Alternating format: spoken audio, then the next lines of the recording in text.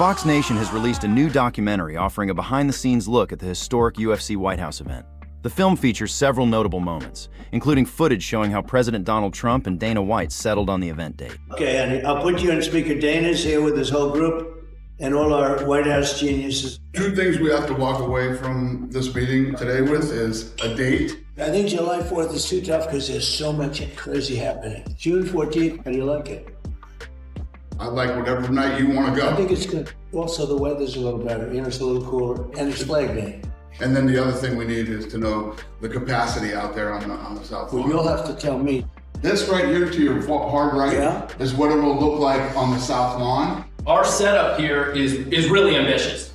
We put as many people as we could fit in the configuration that we designed on the South Lawn here. We could do each section a branch of the military. You know what I mean? A different branch and sections, whatever you want to do, Mr. President. Are a couple of your fighters former military? Many. Since day one that we bought this company, we've been very pro-military and supportive of the military, so it completely works with us. It's fantastic, so look, do it. So we're all set on the day. Great. All right? Thank you very much. Thank you. We're excited. Another segment includes raw audio from the Ilia Topuria V's Justin Gaethje fight, revealing what was said in Topuria Corner during the bout. Ilia, no te vuelvas loco cuando cruces, ¿vale? Eres mucho mejor. Topuria landing a remarkable 72% of his significant strikes. Oh, right hand, he hurt him. Tell the doctor he can see in the right eye. Time. Doctor, make your assessment, please. All right, Mark Goddard has now called time, giving the ringside physician a chance to make his decision. This allows Topuria more time. The doctor's saying no. Where's this doctor from? The doctor's gonna call the fight. That's it. Is this doctor from DC? Yes. Watch it. He just said something to his brother. Wow, it's almost like he's trying to not finish. They're not gonna let him answer the next round. Track the referee. They're gonna stop it. Take 10. No. We finished the fight. That's the end of the fight, Mr. President. And that'll do it. That's it. Unbelievable. And new tired on his stool. Max Holloway has expressed surprise over recent comments made by Justin Gaethje, who claimed that his victory over Ilia Topuria has essentially given him a win over Holloway by proxy. In an interview with Mike Bond of MMA Junkie, Holloway responded to Gaethje's statement, admitting he's taken aback and suspects that Gaethje may be trying to goad him into a war of words. Holloway made it clear that if the UFC decides to book a rematch with Gaethje, he'll be fully prepared to face him again. I thought, you know how AI is like, or people just putting out fake ass posters, right? And I thought that was fake, and then I saw the video, I was like, holy shit. I mean, I was kind of tripping out, but it's what it is. If you feel that way, then technically I beat Conor McGregor, so I'm in a great, because I beat Dustin, so I'm in a great shoes, in my zone. So at the end of the day, all jokes aside, bro, I don't know why he's saying that. Maybe he's saying it. Maybe he's saying it to ruffle some feathers or whatever. Maybe he wants. I know he said that he couldn't hate me in there, so maybe he's like baiting me to talk some shit. So if we do get the rematch, he can be like, look, he talks shit now. So, all jokes aside, I got nothing but love for Justin. If he thinks that way, he thinks that way. But at the end of the day, UFC is gonna do what they think is best for the UFC. And if I can go out there, get an exciting win, like we talked earlier, man. People are talking about the winner of this fight maybe fighting for the 155 title, maybe even fighting for the 170 title after. So all I gotta do is go out there, get my hand raised, and not only my hand raised, get my hand raised in an exciting fashion, and we see what the ball is gonna be in the UFC court, and whatever way they go. In the wake of mounting criticism, Henry Cejudo has become the latest fighter to speak out against Herb Dean's contentious officiating, urging for consequences. Dean's performance has faced intense scrutiny in recent weeks, with many criticizing his hesitation to deduct points for repeated infractions during fights. On a recent episode of the Pound for Pound podcast, Cejudo voiced his concerns, advocating for Dean to be held accountable for his decisions and even proposing that he should face a suspension. You know what I'm saying? Sometimes when somebody fucks up, call him out. Tell him.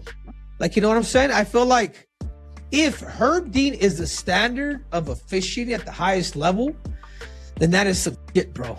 Then something has to be done right. There's a suspension. No, it's true, Kamaru. It's true, bro. I can see the Pereira a little bit. There's about 2-3 fouls. All right, man, you're moving, blah, blah, blah. But now hair grabbing where the hand is coming in, there's hair being pulled, and you cannot, that's an accident. This is an accident, Kamaru. That is absolutely bullshit. I'm gonna tell you why. It's because these fighters, us as fighters, we lose half of our damn pay when we lose. If that deduction was to happen, which it was 2 hair pulls and a eye gouge on in round 3, that should have been 2 points. You know what that does? That puts Pereira as the winner. That means he goes home in Brazil, a third world country, where he's able to provide give a better life to his family. But you know what happens? He gets deducted half of what was supposed to be made because of the referee. That he have the balls enough to actually stop it. Officiating this, bro, then this fucking whole game is just a fucking joke. Kamaru Usman has shed light on why a highly anticipated title shot against Islam Makhachev never materialized.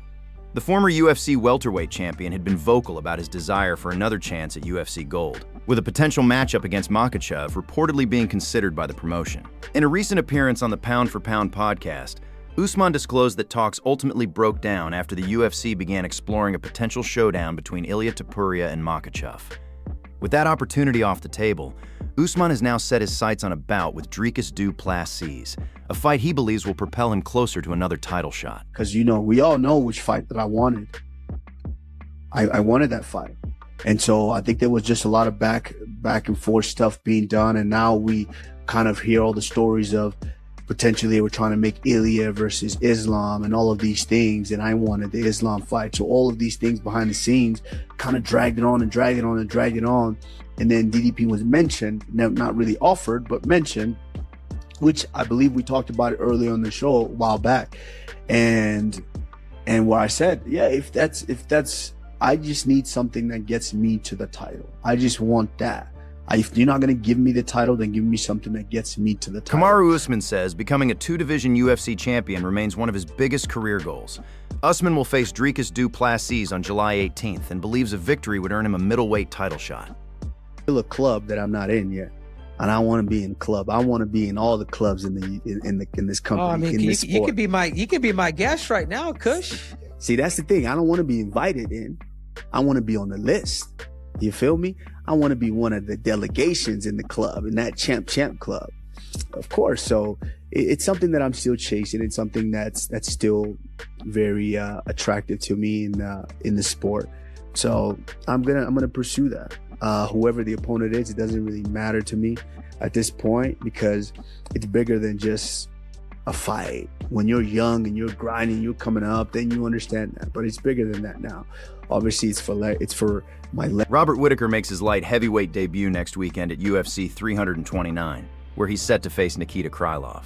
Whittaker says he wants to have a few more fights before calling it a career, with his goal being to have his final fight in Australia. But I found that I wanted to make a change in my career, so the move up to light heavyweight. I wanted to get another few more fights out. I'd like my retirement fight to be in Australia at the very least. Finish where I start. So there's a fairy tale in my head I want to finish, and yeah, it got me back on the wagon, got me back in the gym, and I'm excited. I'm still walking around 220, 225. Damn, pretty lean. And because I'm just heavy.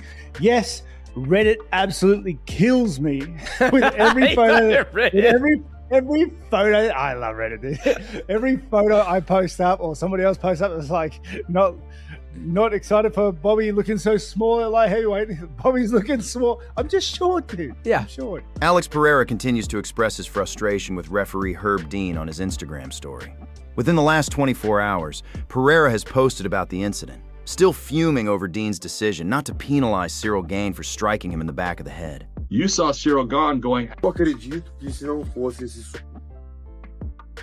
If Herb Dean is the standard of officiating at the highest level, then that is some shit, bro. O Herb Dean vai ser demitido. Herb Dean, if you're about it, bro, make it... Peak FC president David Feldman got pissed when a fighter shoved his opponent off stage during weigh-ins. Yo. What the f you doing? Why would you do that? What the f you do that for, man? What's your problem?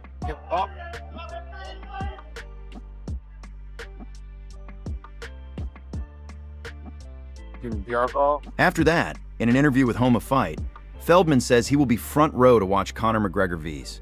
Max Holloway next weekend. King, man, look, maybe he's not the best fighter in the world. He's the king. He did more for mixed martial arts than any single fighter did for any combat sport in the world.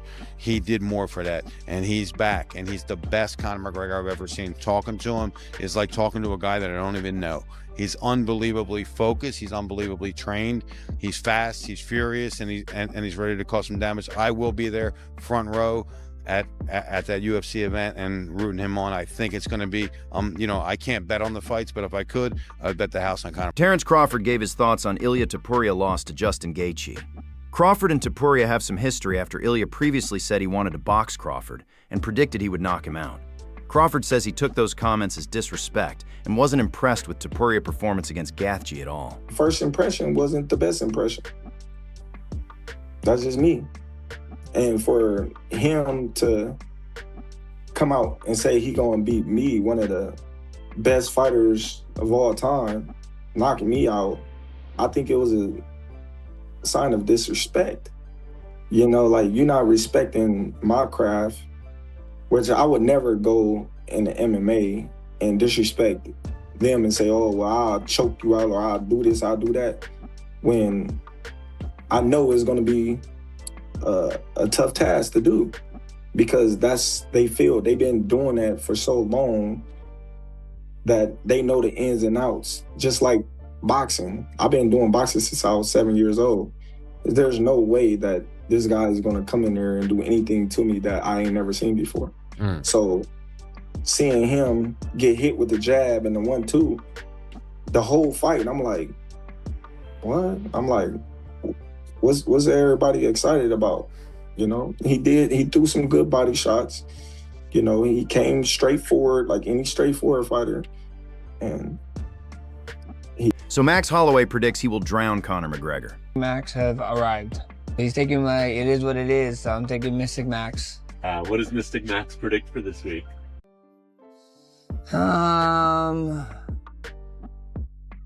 We drown him. We drown him. We're gonna give him an old Hawaii-style beating and drown him. We're taking him deep waters. Robert Whittaker has dismissed concerns that he will be undersized ahead of his light heavyweight debut. Speaking in a recent interview with Demetrius Johnson ahead of his clash with Nikita Krylov at UFC 329, Whittaker explained that his move up in weight stems from the difficult training camps he endured for his two most recent fights.